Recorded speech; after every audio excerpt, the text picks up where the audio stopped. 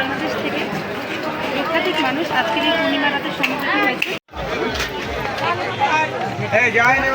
আমি শ্যামনগর থানা জি 11 নম্বর পদ্মপুর ইউনিয়ন থেকে আসছি, যা বাংলাদেশের সর্বশেষ দক্ষিণে অবস্থিত। জি আমি বাবা খানজানানিয়া মাজারের অনেক একজন ভক্ত। পুরো বাংলাদেশ থেকে লক্ষাধিক মানুষ আজকের এই পূর্ণিমা রাতে সমবেত হয়েছে।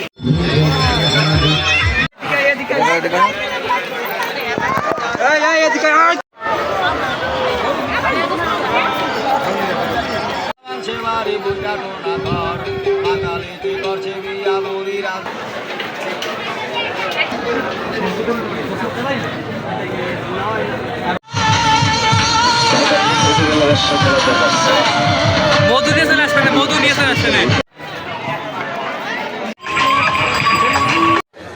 এই যে আমি এখন আছি এই খানজান আলী দরগা মেলায়। দুই সাইডে আসলে কি পরিমাণ ভিড় দেখা যাচ্ছে দেখুন। দিনের নবী, আখিরি নবী,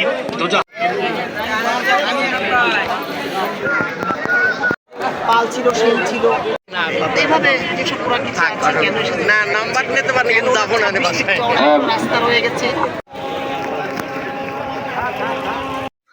জেলখানাতে যাইয়া দেখি পুলিশ পাগল, আসামি সব বৈশা আছে।